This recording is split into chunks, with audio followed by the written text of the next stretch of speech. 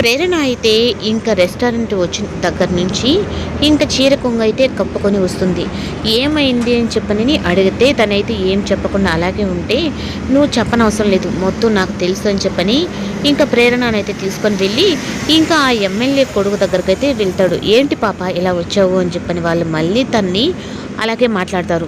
ఇంకా ముందు నా భార్యకి తన కాళ్ళ మీద పడి క్షమాపణ చెప్పు అన్నట్టుగా సిద్ధు చెప్తే, నేనా చెప్పడమా, అసలుకి నేనెవరో తెలుసా నీకు అన్నట్టుగా ఇంకా ఎమ్మెల్యే కొడుకైతే మాట్లాడతాడు. ఇంకా సిద్ధు ఊరుకుంటాడా, ఇంకా తన స్టైల్లో తనకి బాగానే బుద్ధి చెప్తాడు.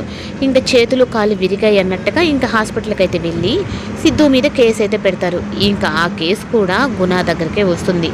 ఇంకా గుణ అయితే ఇంటికి వచ్చి, మీరు ఆ ఎమ్మెల్యే కొడుకుని కొట్టారు కదా, వాడు కేసు పెట్టాడు అంటే, వాడికి నా గురించి తెలిసే నేను కొట్టాను, వాడెవరో అని చెప్పని మీకు తెలుసా అని గుణ అంటాడు. వాడు ఎమ్మెల్యే కొడుకు అయితే నాకేంటి, ఎవరైతే నాకేంటి, నా భార్య జోలికి వచ్చాడు అంటే అది ఎవరైనా ఓకే అన్నట్టుగా తనైతే ఇంక బుద్ధి చెప్తాడు. ఇప్పుడు అది కేసు ఫైల్ అయింది సిద్ధు అని చెప్పని అన్నట్టుగా తనేదో మంచిగా మారిపోయినట్టు ఇంకా తన బామ్మర్ది గురించి తను ఆలోచిస్తున్నట్టు మాదిరిగా అయితే తను మాట్లాడతాడు.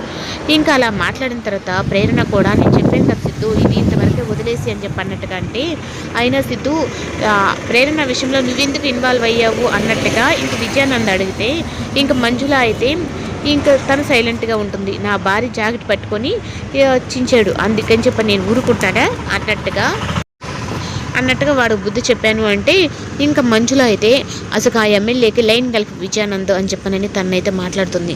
ఇంకా అలా మాట్లాడిన తర్వాత ఇంకా తను ఫోన్ చేసి చెప్పేటప్పటికి, అవునా నిజంగానా, నేను చూసుకుంటాను మేడం అన్నట్టుగా తనైతే అంటాడు.